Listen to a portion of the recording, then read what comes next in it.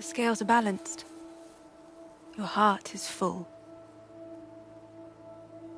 Your journey is over. Sitting a notch above a few other MCU Disney Plus finales, Moon Knight ended with an epic battle between gods and avatars, duking it out for the fate of the world as Amit, in full crocodile form, was freed, and Marc and Steven both returned from beyond, working seamlessly together to stop her and Harrow. It's become something of a pattern now for these Phase 4 MCU shows to get really emotionally heavy and introspective in the episodes leading up to the finale, and then slightly stumble in the end zone, turning everything into action and nullifying some of what came before. Moon Knight's season ender has some of this, but the action was more exciting than usual, an element of fun was present, and the crescendo of visuals felt earned. Mark Spector, I need your help. Just curious about something. How's this whole new arrangement going to work then? Even Grant, I was not speaking to you. Yeah, all right, but we do come as like a package deal now. That's not to say there weren't a few finale shortcuts here and there, but Gods and Monsters made up for some of this by utilizing the characters we've grown to adore over the past 5 episodes. Plus, the cast is more or less a 3-person and 4-personality game, so there weren't any lingering arcs out there to fumble.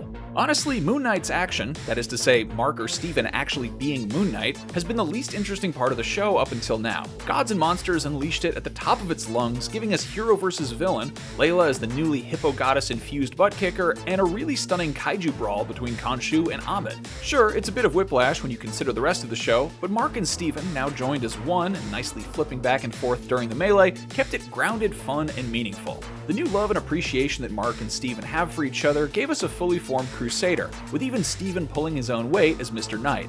Likewise, Harrow was no slouch. We've been waiting to see what this guy could do all season, having been Khonshu's former avatar.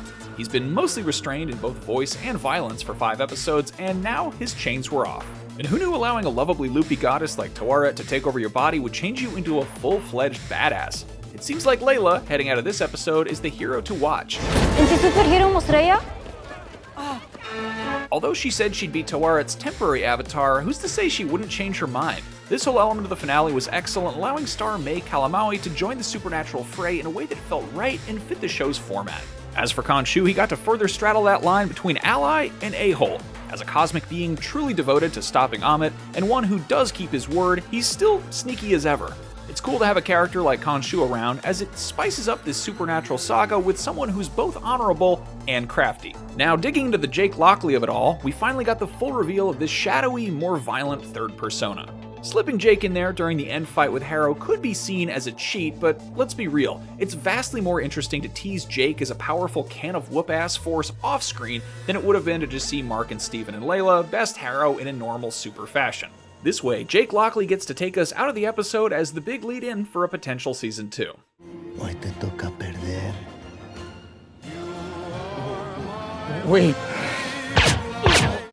Thanks to the character work done up until now, Moon Knight's finale was able to go full-tilt action without totally losing its humanity and fun. The season ender gave us a true spectacle and, more importantly, a Moon Knight who was enjoyable and thrilling to watch. New heroes were born, new secrets were revealed, and 2 gods grew to colossal size and punched the crap out of each other. Marvel finales always feel rushed in a certain regard, and this one didn't escape that completely, but with only one storyline to wrap up, and the dynamic between Marc and Steven still feeling special and silly, Gods and Monsters was stylish and satisfying. For more Moon Knight, check out our reviews of the previous 2 episodes, and for the future of the MCU, check out our coverage of Doctor Strange in the Multiverse of Madness, and for everything superheroes, Marvel or otherwise, stick with IGN.